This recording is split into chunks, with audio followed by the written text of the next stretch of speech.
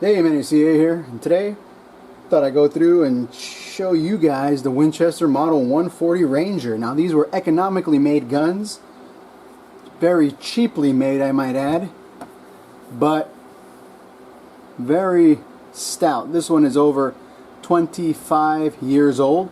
It has a Winchester choke. This is a modified choke on this one. I think they only came with one. It's got a beechwood stock, and you can tell it's beechwood because of the half moon circles.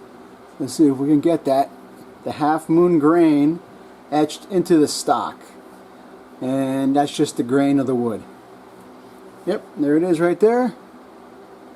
Winchester Model 140 12 gauge 2 3/4. Now these were very cheaply produced. Very cheaply. I mean, at the time they were $200, $300 guns. And just not the highest quality gun, but you know what? It did the job. Okay?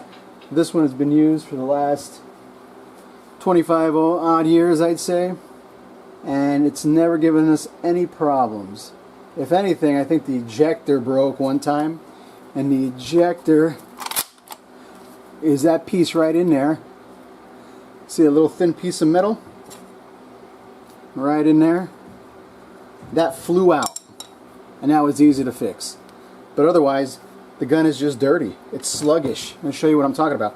When you go to close a bolt, it's just, it's a bear. And you see that?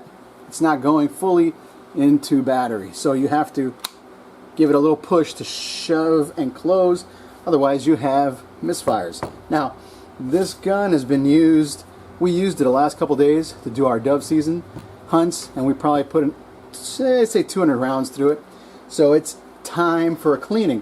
We're going to go through and show you guys how to do that. We're going to break everything down except for the trigger guard, which is what I consider an advanced topic. We have to do a whole different show on that. So remove your cap. There's your barrel. We're going to take the barrel, separate it from the forestock. These are going to go on the side for now. You guys know how to clean barrels. Now what we're going to do is, just like on any shotgun, we're going to drive out our one pin here. And what that's going to do is allow us to remove the whole trigger group right here to focus on.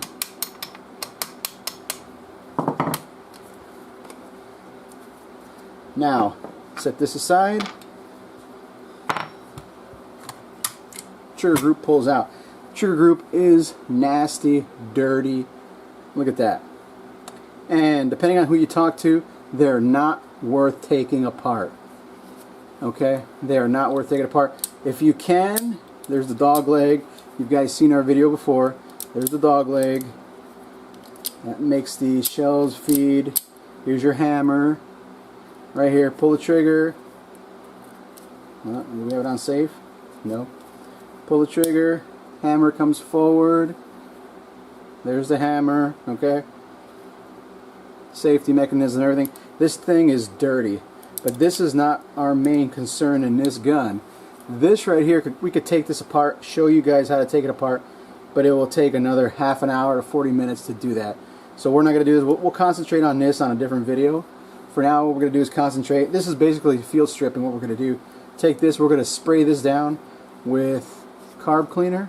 You can use carb cleaner or break-free powder blast. Difference between these two, about $4. So go with the carburetor cleaner.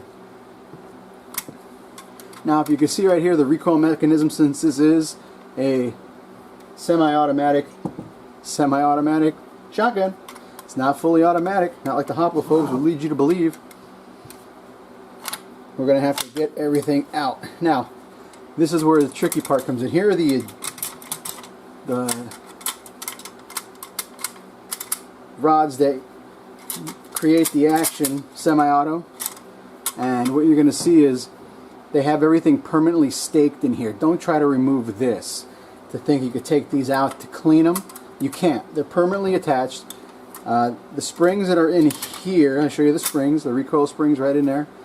See, everything is permanently staked. You can see right here they have the stake marks there, there, and over here. So do not try to remove this. You will just damage it beyond repair. Again, it is a cheapy stamp made gun. Serves a purpose, but it is, again, a cheapy gun. That being said, we're going to take it all apart, scrub it down. We're going to remove your bolt now. Here's your bolt. And when you remove your bolt, you're going to find the rails right here are going to be in the way. Just hold them up like this for the work that you're doing. Hold them up. Now this is a little tricky, okay? There's your firing pin. Let's turn this the other way. This is your firing pin. You get a good look at how it was before we start taking it apart. You see? Okay? When you reassemble this, the bolt has to be fully seated and the rails have to be depressed onto the bolt. That way they engage properly. Now what we're going to do is lifting these, lifting the rails, we're going to remove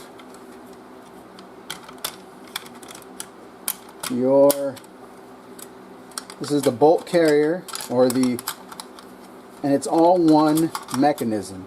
See how that came out? Okay? And you can see right here where it scratches, where it comes into contact with the hammer. Okay? Put that on the side. Now what we're going to do is, again, lifting the rails here, you're going to push the bolt right out. Bolt comes out. You got your firing pin, your bolt.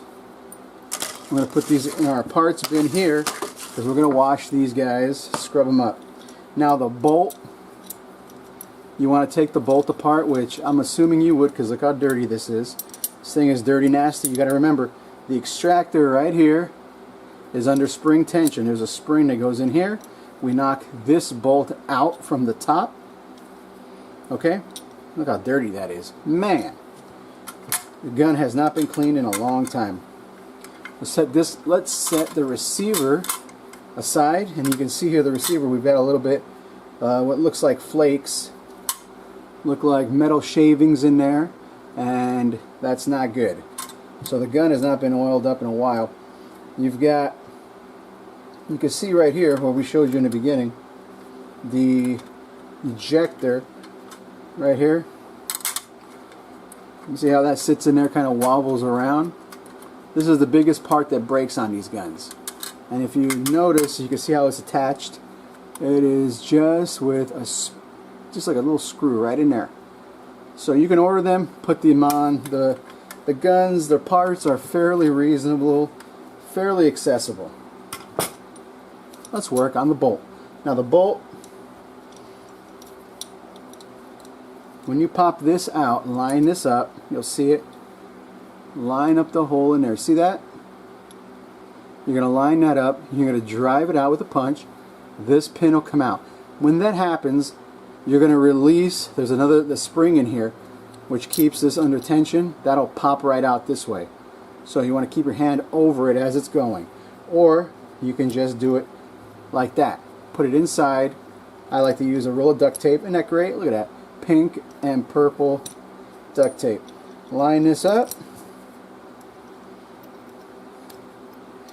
You might want to watch how we put this together before you try to do this. There we go. Our spring is popped out. There's your spring. You've got a washer which goes in behind the spring, which helps the spring to seat as so. And you'll see. And you've got the big pin. Now the pin has to line up when we reassemble this. The pin's going to line up. We have to realign that hole so that way when we put the firing pin will go straight in as such. So we're going to go through, give these guys a good scrub down using Hoppies, and I'm sure you guys have seen how to do that. You guys know how to do the cleaning.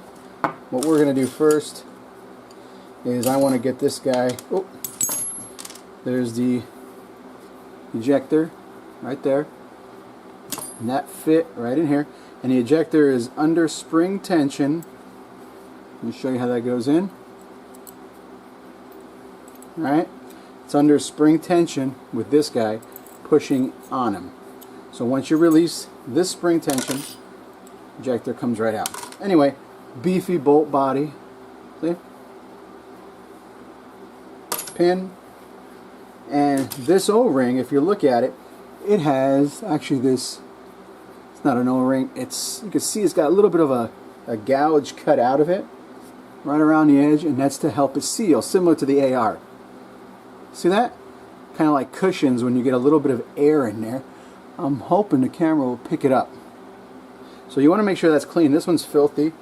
So what we're going to do is we're going to go ahead and give it a little bit of a scrub down here.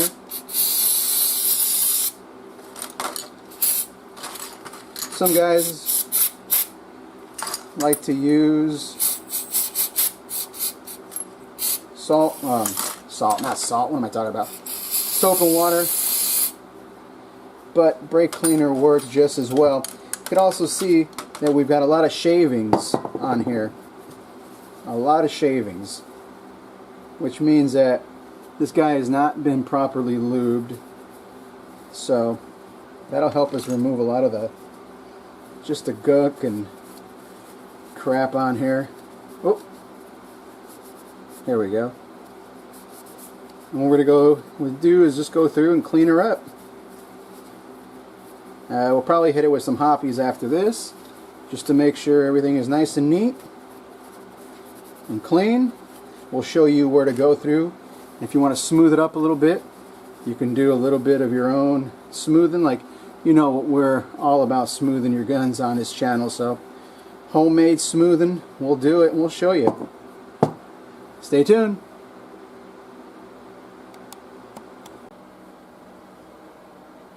Another part of this is going to be to put the bolt back together. You can see we cleaned it up. What we're going to do now is just reassemble it. Now to reassemble it, looks like you need 3 hands. So we're going to use our trusty grip here. And what you do is, now remember, we got a line. This is the hole where we're going to put the pin through, our big pin. And our big pin is going to go in. Let me show you. Our big pin is going to go in upside down. And if you ever want to check it out, because one side, see, one side is lower than the other on the pin right there. If you want to see what side goes where, take your pin and practice reassembling it. There. And you can look in the hole. You can see it's not lined up. Let me see. It's not going to line up properly, so it's going to have to go like this. You see that? With long side on the bottom. Okay? And you can put this in, and you can take a look. There. Now you can see it's properly lined up for the firing pin to go through. Okay. So what you do, this guy goes in here like so. Your washer here sits on top of him, just like that. It helps to have a wooden dowel to guide. See how it's sitting in there? Okay. This guy is going to go, oh, hold on, almost forgot. Our ejector here. It goes in. See how it's got that little hook right there? This hook goes inside and grabs on my, push that out. He'll go in here like so, and he's held by the pressure of the spring, which is in there, and then our washer, which fell out, goes back in. So you're going to have to hold this until you get your washer pushing a little bit of tension on your spring. See? And you can see there's the spring through the hole where we're going to have to compress it. You get this whole mess going. It's got to go in through here. Oops, sorry, wrong way. In through here. Okay? And we're going to have to compress. And what you want to do is use your dowel to compress. And as you're compressing, you push in. There you go. And then what I like to do is I'll use a punch to finish pushing it in. That way it gets in all the way.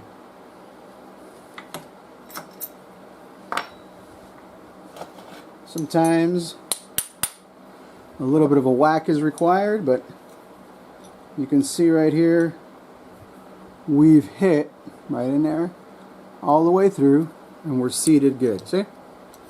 Okay?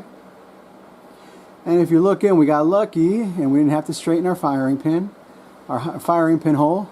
You can see right in there. Our firing pin should drop in pretty freely. Let's see. Alright, it might need a little adjusting, but otherwise, see? The firing pin is protruding. That's what you want. Takes a little finessing, but it can be done. Alright, after the bolt's all assembled, what you want to do is slick up your gun. Just like we've always done in all our videos. You look for where metal on metal is touching. Right over here. We use a little bit of flitz. You can see how we've got bare metal right here. We use a little bit of flitz in our Dremel with our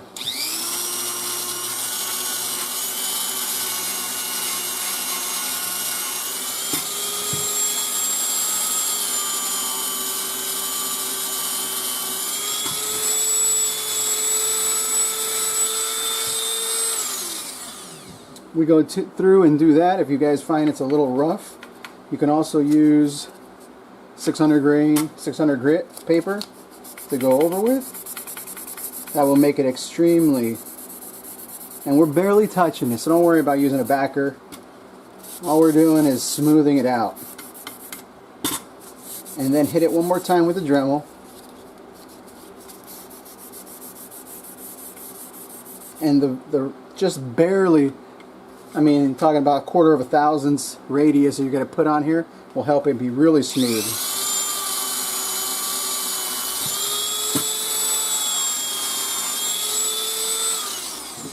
I did this off camera a little bit more just to save time, because I know you guys have seen our videos before where we've done this. Something else, I like to bring all the way down and do the inside here. Just clean the inside of that, because that's also gets fouled up. These are your holes right here where the gas comes through, pushes and works the guide rods, the operating rods, double guide rods, whatever you want to call them. This is where the gas comes out that's diverted from the barrel. Make sure there's no rust. Make sure those are clean, and ours look pretty good, because this is what pushes when the gas comes out, pushes this down, and that's what cycles your gun. Now we're going to put a little bit of layer of CLP on everything. We've got our bolt put back together. We've got a little bit of CLP. I like to rub a layer of it everywhere, just like so, not too much. CLP after a while actually goes into the pores of the metal, makes it easier to clean, and we already put some before I put the bolt back together. I'm going to put a little bit, we also hit the Dremel right here. That's where it rides over the hump right here, right? When the gun's back together again, just like that. This is the part that rides over the hump and pushes back the trigger, or the hammer, sorry, hammer. So, a little bit of CLP on all this. Make sure everything is nice, protected, metal on metal. This gun's got a lot of metal on metal parts. You saw how many metal flakes we saw, how many metal scraps we saw when we took the gun apart. And the gun's, like I said, it's over 25 years old, so it's had its fair share of rounds put through it. But this is the way we do it. This is, I like to call it guerrilla gunsmithing. Okay? Now, for the firing pin right here, I put a little bit of moly.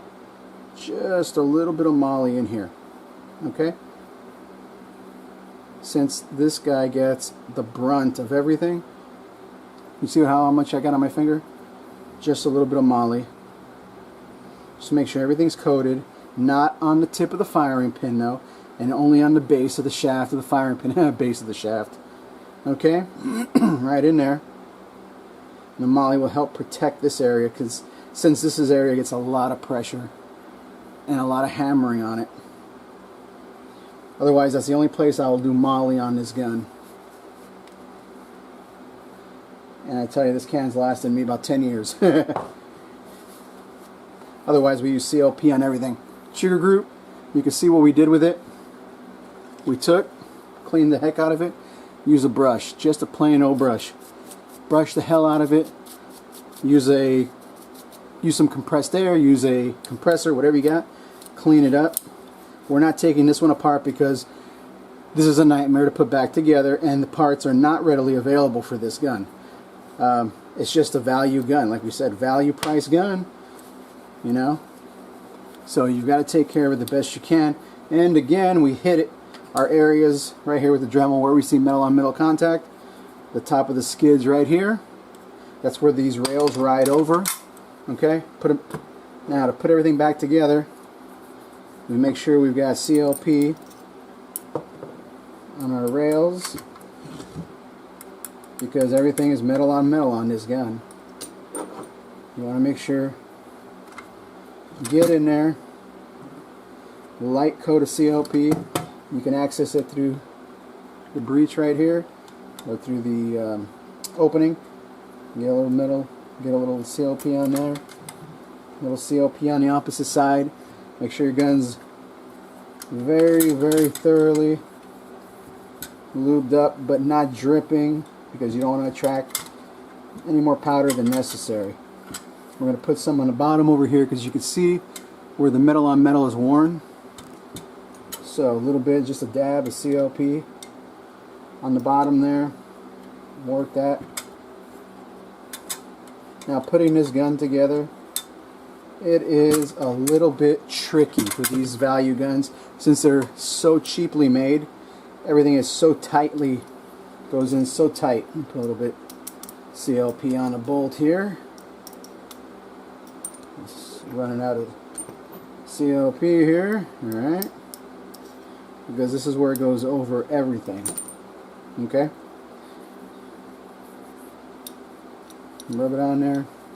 Bolt goes back in the opposite way of this assembly.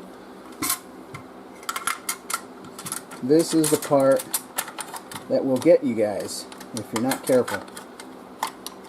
So remember, hold up guide rods right here. You want to hold them up as you're putting this together. This will go in. Now you want to put your bolt handle. The bolt handle will go in either through the top, through the bottom. And it's like I said, you got to hold up these guides, the op rods here. Otherwise, what happens? You'll get a jam. This thing will take. There we go. Alright, so when you get this far, what I like to do now is put in your spring, firing pin spring. And we got CLP on the firing pin spring, light coat on our firing pin. We're going to insert this in there.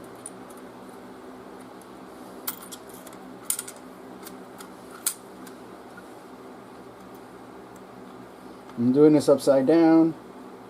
Thank you very much.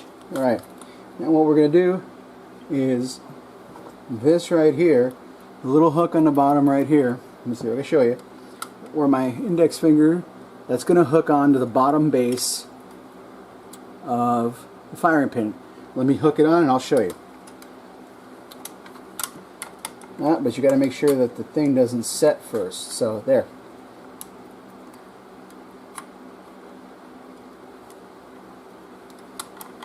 You got to set it down, bring it up. Just up. There we go. Bring this there. Okay, you can see how it's sitting in there now. This little hook on the bottom of the guide handle is hooked into the bottom of our firing pin. See? So you've got free travel of the firing pin going back and forth. You can push your bolt in. You push the bolt in, you'll see these two ears come out. You see the ears come out right there? That's when you push the bolt in. And then push your firing pin in, and you'll feel it on your finger, the firing pin. As long as you feel the firing pin, you're ready to go. Now, to put, I'm going to turn this gun the other way because it's a little more comfortable for me. Now, to put the trigger assembly back in, you're going to have to make sure you press these two guide assemblies down and that the bolt is as far forward as you can go. Okay? And then you take, and I'm pushing pressure on the guide rods with these two fingers, pushing down so the bolt doesn't move. And put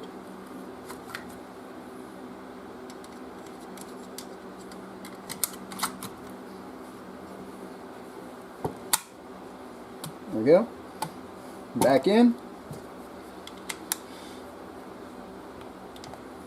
Maybe not. There we go. Alright. We're snapped in. Put your disassembly pin back in. Oh, I need an assistant here. Make sure that we're pushing a little too hard. There we go. Pins back in. Function test. Rack the gun. There we go. And we are back to normal. And you can see we're getting full closure now. See that? Where before we weren't getting, there's no movement on that. Closing. So we're back in business. And like I said, these guns, value guns for the everyman hunter, okay? I know a lot of guys poo-poo them. Please, people, really? If it gets game on the table, and gets you out in the field, gets you to shoot, and gets you to hunt, who cares? And you know what? You can buy them cheap. You buy them cheap, and you can shoot the heck out of these guns. And you guess what? It won't cost you an arm and a leg. And you can get your kids shooting. You can get anybody shooting. That is why I have no problems with these value guns. You know,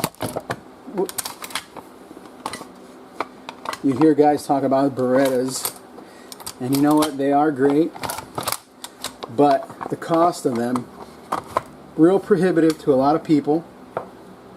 But you know what? If you can do a Beretta, Browning, Ruger Red Label, more power to you. Otherwise, we take what we can get. Every man's sport. Remember that, guys? Look at that.